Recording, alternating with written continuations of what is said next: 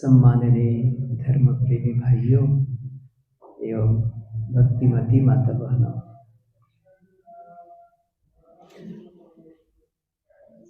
गुरुदेव जी एक सूत्र कहा करते थे, सबको पता है पेट खाली और मन खाली वह बड़ा, थोड़ा जोर से बोलो पेट खाली और मन खाली वह बड़ा। क्या हम लोग सौभाग्यशाली होना चाहते हैं? तो फिर ये दोनों शर्त पालन करना पड़ेगा और ये यदि शर्त पालन नहीं करते हैं तो उसका उल्टा होगा, सौभाग्य का उल्टा। हाँ, और शायद हम लोग रोज कुछ न कुछ दुर्भाग्य का अनुभव करते रहते हैं होना क्या चाहिए? पहली बात साहब कहते हैं पेट खाली। एक बात, ये पेट और मन ये कोई अलग अलग नहीं है, थोड़ा समझ ले। एक हमारा जो मस्तिष्क, ये जो जिसको हम लोग, अब इसका विस्तार करना तो ठीक नहीं है, शरीर का एक अवयव अंग है मस्तिष्क, जिसे कहते हैं हार्डवेयर।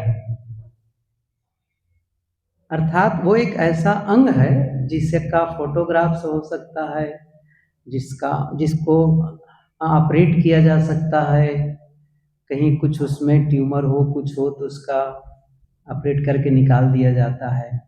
लेकिन जिसे यहाँ पर मन कहा है, गुरुदेव जी ने जो मन कहा है वो बिल्कुल अलग चीज है। वो उसी प्रकार से है जैसे ये तार दिख रहे हैं ना, तार और पंखा और होल्डर, जो सब कुछ पूरा एक सिस्टम दिख रहा है, लेकिन उसमें जो इलेक्ट्रिसिटी है, विद्युत धारा है, वो दोनों अलग अलग है ना, दोनों अलग अलग है। ऐसे ही है वो।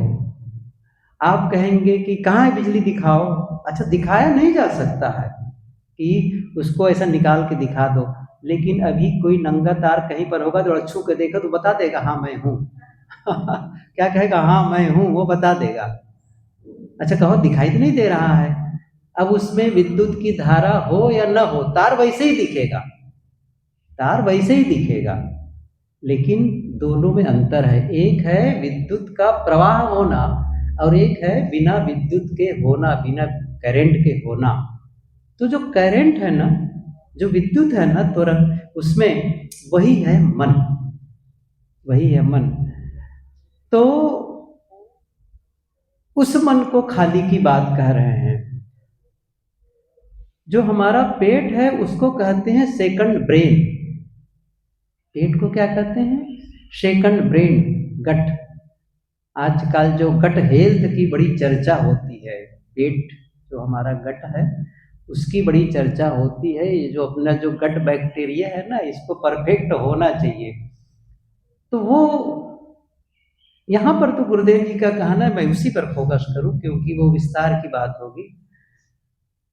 पेट खाली और मन खाली, तो पेट खाली का मतलब भूखे रहना नहीं है, नहीं तो कई दिनों से भूख लग रही है और भोजन नहीं मिल रहा है, तब कहेंगे बड़ा सौभाग्यशाली भाई, 4-5 दिन से भोजन ही नहीं मिला है। ऐसा नहीं है उसका अर्थ है।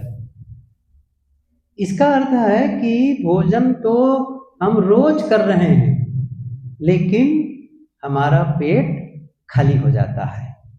वहां भोजन जाकर के डाइजेस्ट होता है और बाहर जो अनडाइजेस्ट होता है वो बाहर निकल आता है। शरीर के जो आवश्यक चीजें हैं शरीर के लिए, वो शरीर के विभिन्न अंगों में जाकर के पोषण दे देता है, और बाकी जो अनडाइजेस्ट चीजें होती हैं वो स्टूल के रूप में बाहर आ जाती हैं, पास आउट हो जाता है। अब वो होता रहे तो क्या होगा? अब आप सोचिए, अब जब कोई पेट खाली हो तो कितना रिलैक्स लगता है, ऐसा लगता है जैसे उड़ जाऊं। और जब बोझल होता है, नहीं हो रहा होता है, तो क्या बताऊं, मतलब एक बोझ, मतलब हर समय आप देखेंगे यहाँ जब गड़बड़ होता है ना तो मन कैसा होता है, आप सोच लीजिए। इसीलिए कहते हैं कनेक्टिविटी दोनों की। मैंने कहा ना सेकंड ब्रेन, सेकंड ब्रेन। और यहाँ तक कहा जाता है कि इसका पहला प्रभाव मस्तिष्क का अर्थात मन का, मन में कोई भी गड़बड़ी होगी तो पहला प्रभाव पेट पे आता है, पेट खराब होता है। ये पहला नियम है और वहीं से फिर बाकी सारी चीजें शुरू हो जाती हैं। इसलिए पेट को भी ठीक रखने के लिए मन को ठीक रखना, ये बड़ा अद्भुत है। आज का एक न्यू साइंस यही है, नया साइंस क्या है कि किसी का पेट बराबर खराब हो रहा है। और पेट तो एक संकेत भर है, पेट का मतलब है क्योंकि पेट से ही तो सारा शरीर जुड़ा हुआ है, वहीं से एक दूसरे से।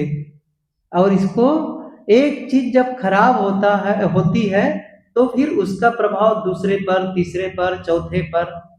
इसको कहते हैं circadian rhythm, body clock, circadian rhythm. अच्छा मैं इसको समझाऊं एक ढंग से। ऑर्केस्ट्रा कभी सुने हैं? ऑर्केस्ट्रा संगीत का कार्यक्रम जहां पर अलग अलग वाद्य यंत्र होते हैं, सही है ना? कोई हारमोनियम बजा रहा है, कोई ढोल बजा रहा है, कोई तबला बजा रहा है, कोई मजीरा बजा रहा है, कोई आजकल नए नए और बहुत सारे इंस्ट्रूमेंट हैं, सब बजा रहे हैं। लेकिन सब क्या हुआ, एक हारमोनी में, एक तारतम्य में, सब एक दूसरे से बिल्कुल ताल में है, तभी कोई बढ़िया संगीत फूटेगा। अच्छा वो कुछ दूसरे ढंग से बजा रहा हो, तीसरा बजा रहा हो, तो एक आवाज होगी, आवाज, संगीत नहीं होगा वो, है ना? वो संगीत नहीं है, उसमें आनंद नहीं आएगा, एक बौखलाहट होगी, उससे परेशानी होगी।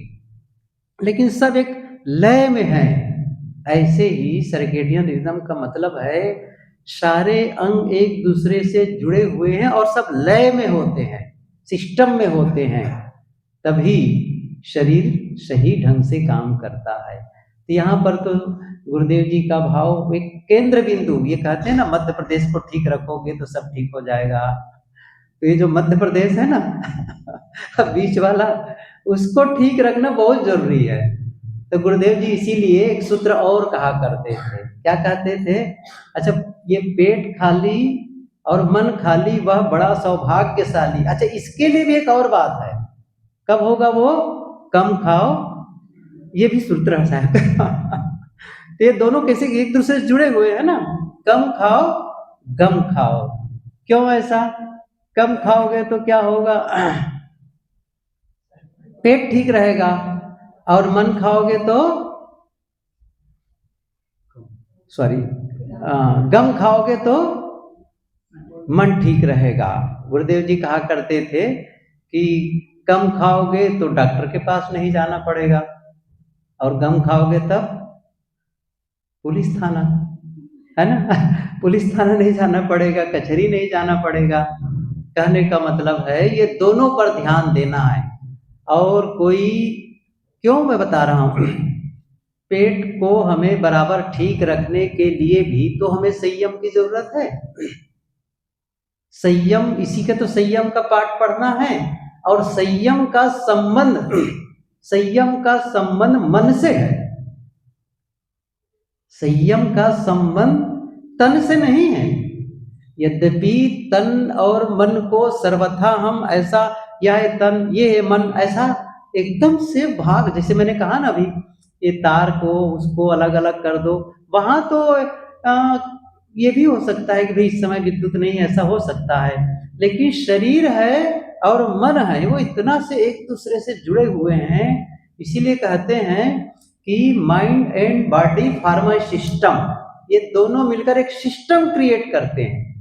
शरीर और मन तो एक दूसरे से जुड़े हुए हैं। तो संयम की बात जब आती है तो मन से है।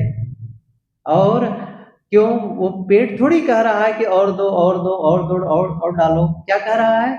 मन कहता है थोड़ा और खा लो, है ना? ये बड़ी अच्छी चीज है। तो कहां पर आए? अर्थात कम खाना है, संयम से खाना है, ठीक से ज्यादा खाना है, अधिक खा लेना है, ये सब केवल किससे संबंधित है? हमारे मन से। कैसे जुड़ा हुआ है दूसरे से, एक दूसरे से। इसलिए कम खाएंगे, अर्थात कम खाने का मतलब ये हुआ कि सुपाच्य, जो गुरुदेव जी की भाषा है, कितनी बार सुने हैं और उसको दोहराने जैसी बातें तो है कि भोजन कैसा हो, अन्न पानी योग। ये गोरखनाथ जी की पंक्तियों में बात आती है, अन्न पानी योग। अन्न का पानी के साथ में मिला करके पका दो और खाओ सादा भोजन। ये कभी कभी लड्डू चल जाता है कभी कभी, लेकिन रोज कोई भजिया और लड्डू खाए जो बहुत ज्यादा गरिष्ठ हो तो फिर कठिन हो जाएगा, क्योंकि फिर उसको ज्यादा कठिन वर्क करना पड़ेगा। ऐसी स्थिति में सादा भोजन करके हम अपने शरीर को सही रख सकते हैं, पेट को सही रख सकते हैं। कुल मिलाकर के वह खाली हो जाए तो बढ़िया। और पेट तो प्रायः ठीक कर भी लेते हैं, एक बार नहीं खाए फिर वो कर लिए तो ठीक भी हो जाता है। जैसे एक बार पेट में किसी प्रकार गड़बड़ी लगी, कोई तकलीफ हुई, तो नेक्स्ट टाइम रेस्ट दे दो उसको, फास्टिंग कर लो। दोपहर खा लिए और ऐसा लग रहा है कि नहीं जरूरत नहीं है तो फिर फास्टिंग, या फिर रात में ऐसा लगा अगले दिन थोड़ा सावधान, एक दो टाइम को ही उसको हम रेस्ट दे देते हैं तो फिर से वापस अपने रूटीन पर आ जाता है। असली बात है अब मन, ये ज्यादा महत्वपूर्ण है, क्योंकि इसका खाली होना कैसे हो सकता है? पेट को तो आप ठीक है खाली कर ही दो, रैचक पारन चूरन खा लो, इनिमा ले लो, कुछ भी कर लो और भोजन बंद कर दो, लेकिन मन को कैसे खाली करेंगे? ये थोड़ा ज्यादा क्रिटिकल है मामला यहाँ पर, क्योंकि मन का मतलब क्या होगा? आप देखिए जरा से, मन का मतलब ही यही है कि वह प्रेजेंट में नहीं है। एक एक चीज बताऊं, एक है शरीर, दूसरा है मन और तीसरा है आत्मा। आत्मा है, शरीर है, मन है, या कहना चाहिए एक तरफ शरीर है, दूसरी तरफ आत्मा है, बीच में मन है।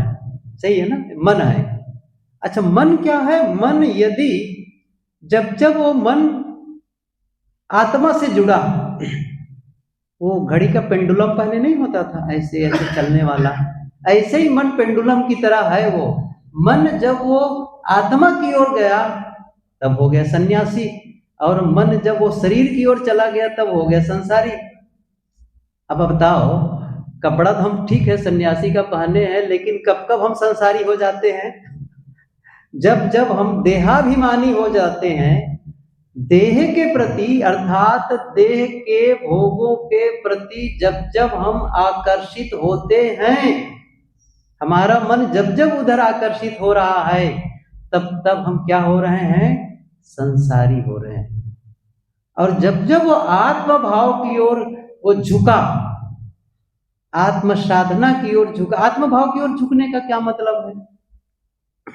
इसका क्या अर्थ है? ये तो पता चलता है जब मेरे मन में लोभ का भाव अर्थात पदार्थों के प्रति आकर्षण हो रहा है, व्यक्ति के प्रति आकर्षण हो रहा है, मोह हो रहा है, तो क्या हो रहा है? इसका मतलब है मैं संसार के प्रति आकर्षित हो रहा हूं।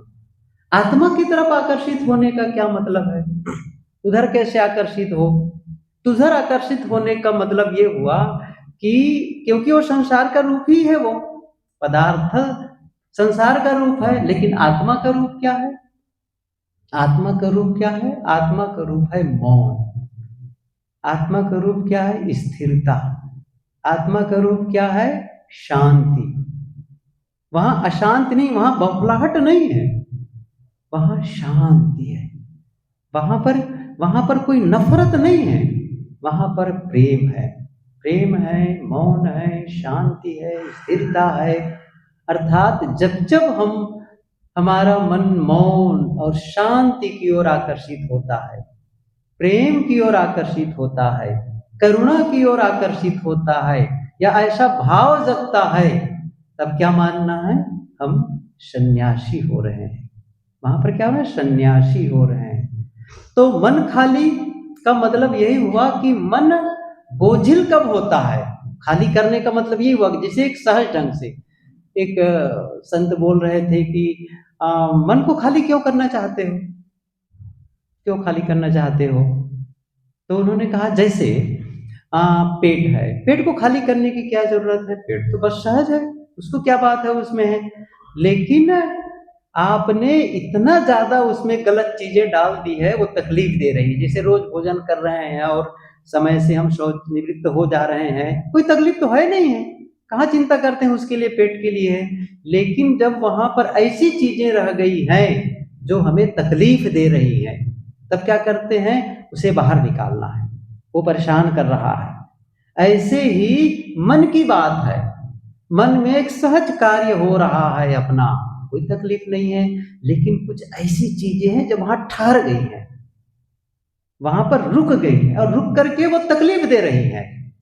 चाहे वो घटना आज से 2 साल पहले की हो, 2 दिन पहले की हो, 2 घंटे पहले की हो, वो क्या है, वो ठहर गई है। अच्छा, उसको निकल जाना चाहिए, क्योंकि घटना तो घटे पहले की है, आज तो घट नहीं रही हमारे आंखों के सामने। घटना तो घटे, वो घटना भी खत्म हो गई है, और हो सकता है वो आदमी दूर चला गया हो या मर भी गया हो, ऐसा भी हो सकता है। समय खत्म, सब कुछ खत्म, लेकिन हम क्या कर रहे हैं, उसको मन से खाली नहीं कर रहे हैं। और वो जो ठहरा हुआ है ना, वो घटना का जो हमने रिकॉर्डिंग, घटना का जो हमने वो ले लिया है पूरी तरह से, और वो चीजें बार बार क्या हो रहा है, ऑटो प्ले बार बार हो रहा है उस चीज को, और वो थोड़ा तकलीफ हमें दे रहा है। अब उसको खाली करना है, ये है महत्वपूर्ण। तो हमारा मन जब अतीत की ओर या भविष्य के लिए सोचता है, देखिए हमारा जो जीवन है ना, आज में ही हम जीत सकते हैं। हमारा जीना कब संभव हो रहा है, आज में। हम जब भी जीते हैं, कब जीते हैं, आज में जीते हैं, प्रेजेंट मोमेंट में जीते हैं। ऐसा नहीं है कि हम अतीत में जाकर के जीवित रहेंगे, जीवित रह सकते हैं, या भविष्य में जाकर के जीवित रहेंगे, जिंदा रहेंगे, नहीं, आज में हम जीवित हैं, अभी इसी समय जीवित है। हमारा जीवन कब खड़ा है, आज में खड़ा है हमेशा। लेकिन उसमें क्या होना चाहिए, इसी आज में हमें आनंद का अनुभव करना चाहिए, हमें शांति का अनुभव करना चाहिए। लेकिन इस स्थिति में आने के लिए जो बाधाएं हैं ना, उसे हटाना पड़ेगा। और जो मैंने कहा, एक है अतीत की स्मृतियां और भविष्य की कल्पनाएं, ये दो ही तो हैं जो हमारे मन में बार बार आकर के हमको बोझिल बना रहा है। बोलिए सदगुरु देव की, साहेब जी।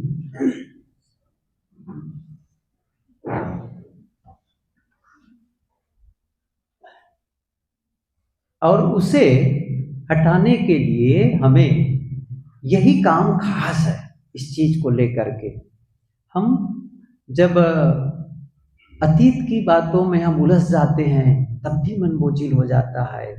और भविष्य की कल्पनाओं, और कल्पनाओं का मतलब वो सही कल्पना नहीं होती है, मतलब जिसमें डर होने लग जाता है, या और कुछ नकारात्मक कल्पनाएं हम कर लेते हैं, और वो हमको तकलीफ, ऐसा जाऊंगा तो वैसा ना हो जाए, वो ना हो जाए, ये सब एक प्रकार से डर ही तो है।